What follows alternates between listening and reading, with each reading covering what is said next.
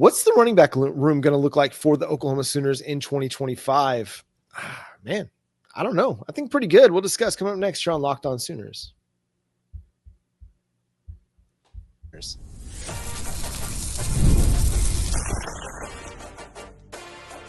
You are Locked On Sooners, your daily podcast on the Oklahoma Sooners. Part of the Locked On Podcast Network, your team every day.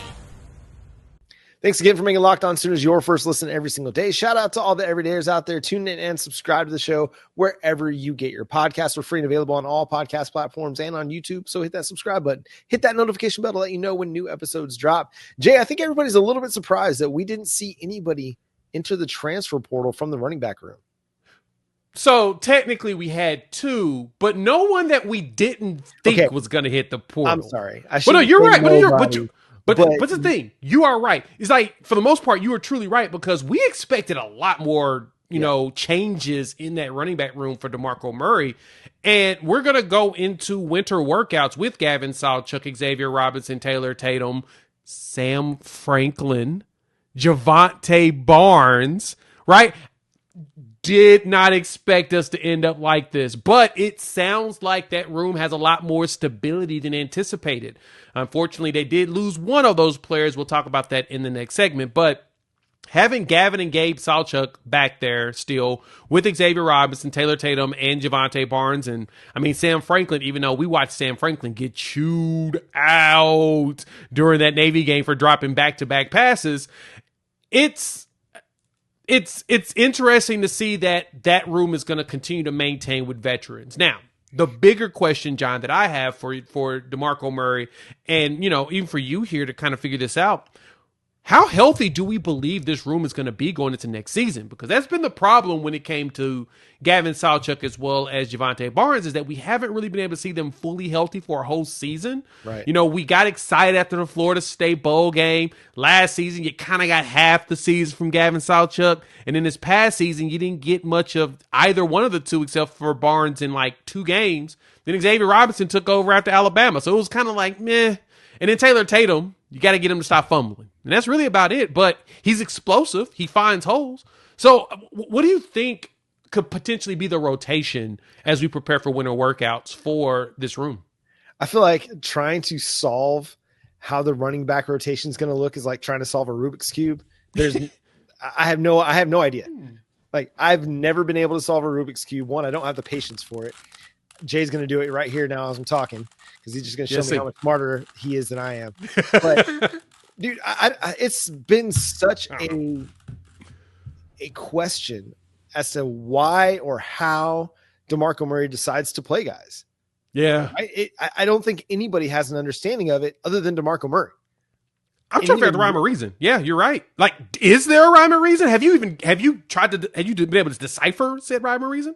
It doesn't make sense to me, at least. I look at sometimes the way things are going, and now I feel like 2024 is kind of a bad example because the offensive line was just so inconsistent for much of the season that it was really hard to gauge how good the running back room was, in my opinion, because you just weren't seeing them get off blocks, get to the second level. You weren't seeing them create a lot of holes. You weren't seeing them get a lot of push.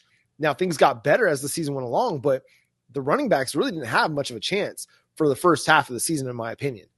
But even then, there were times where the running backs had opportunities and didn't take advantage of them. Taylor Tatum fumbled the ball.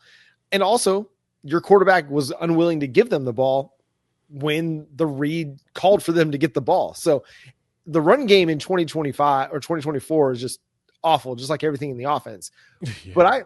But I got to imagine if Javonte Barnes and Gavin Sawchuck are coming back, that there's a shot that they could be starting or that they could be the top of your rotation. At the same time, I don't think anything's guaranteed to anybody. I think you could throw Torrey Blaylock out there. I mean, I feel like if you got 6 guys, you're saying, okay, show me something. Who's going to be the guy? And with the spring portal opportunity, I mean, if spring ball comes and goes and these guys don't like the opportunities that they have in front of them, it wouldn't surprise me to see guys leave at that point. But man, I don't know. I really don't, because I could see it going a total I could see Xavier Robinson being your lead back. I could see Taylor Tatum. I could see Javonte Barnes. I could see Gavin Sawchuck. Shoot, dude, it could go any number of directions. Yeah, that's exactly what I was thinking too, that you're probably going to see it's gonna be running back by committee, and it's not gonna be very I don't know. I don't think you're gonna have much rhyme or reason because we haven't seen that from DeMarco Murray yet. So I'm not gonna even predict that that's going to happen. But the good thing to me, though, and this is a good thing for Sooner fans, is that we do have a bunch of running backs and they're all coming back. And we've seen them be productive before. So it's not a situation where, like, when it comes to the wide receiver room, where we had an entire season where all of our starters were injured and we were concerned if they're going to be able to be productive. We've seen these guys be productive. We saw Gavin Sawchuck have 5 straight games of 100 yards rushing or more. We saw Javonte Barnes starting to look like he was starting to get a groove until after the main game he got hurt, but he finished the game with 200 yards rushing. So he has that feather in his cap. We saw Xavier Robinson run for over 140 against Alabama, and he literally ran it down their throat. So it's not a circumstance where we're truly that concerned of, man, are we going to be able to figure this out? No, we've got players, we got running backs that can do it, but I'm still trying to figure out, like you said, what DeMarco Murray's thinking. I've also still been questioning if DeMarco Murray's still really wanting to do it, because it feels like he does this for fun. It's not really something he's doing because he actually needs a check. Well, I mean, the Cowboys paid him, or I guess the Eagles paid him a big money deal after he led the league in rushing one year. So he probably doesn't need it.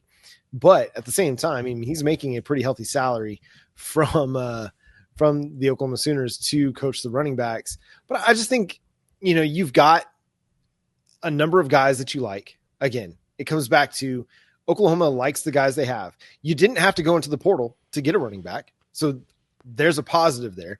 You have experience in Gavin Sawchuck and Javonte Barnes. You've got young up-and-comers in Xavier Robinson, Taylor Tatum, and Torrey Blaylock. And you've got kind of a guy that can do several things for you on special teams in Sam Franklin. To me, it just seems like it's a good running back room. But most importantly is if you improve the run game through the offensive line improvement, then to me, it's going to matter less who the starter is, who the number 2 guy is, who the third down back is, if you improve the offensive line. If the offensive line builds on what they did over the second half of the season, especially that Alabama game, and we get a complete performance from them in 2025, then the run game will be fine. And I think with a 4 wide receiver set, like Ben Arbuckle has proven to want to run, I think we're going to see more open holes for them because the defense is going to be more spread out. They're not going to be running into loaded boxes as much. And when you have an athletic quarterback and a John Mateer running the read option and running it effectively, when it's run effectively, it allows the run game to get going a little bit better. No, it does. And I mean, just go look at the running back room that Washington State had. As I'm pulling up the stats here, because I was thinking about, I was like, how did Wayshawn finish last year? He had 735 yards. Now, he was second in rushing on the team because John Mateer was literally the entire offense, 826 himself with his 31-39 passing. So you're going to have an opportunity at the running back room to really be a great complement to what John Mateer is going to create, because he is so much of a threat at running. They're going to have somebody paying attention to him, to where when he hands the ball off, you're going to be gone. You're going to have a good chance of breaking out and being out of there. So I'm excited to see this offense run. I know fans are super concerned about it, but as we said last episode, John, there's not much we can tell you about Ben Arbuckle and Brent Venables' plan when it comes to this offense that you're going to actually believe us until you see it. Yeah. We were hoping that Seth Luttrell could have figured it out, and it doesn't seem like it did not work out. So we're past that now. Now it's all on Ben Arbuckle replicating what he did at Washington State, which was a top 20 offense in the country. If he can replicate that with John Mateer and consider quote-unquote improved talent around, we could do that. But I'm glad you pointed out the offensive line, as that's something we're going to have to talk about sometime next week. I think that, no shade to the 2024 class, but adding the 2025 class, it feels like we got a 3 deep. There's a good chance the offensive line is going to be better, but it has to be. Otherwise, it's going to be another rough season. Like, what else is it going to do, right? Doesn't matter that you added John Mateer. Doesn't matter that your running back room is deep. Doesn't matter that the wide receivers, we think have talent. Right. If the offensive line doesn't improve significantly in 2025, none of it's going to matter. Yeah, people won't fight us anyway. People will fight us. A couple guys had some offseason surgeries, getting ready for 2025. We'll discuss coming up next here on Locked On Sooners.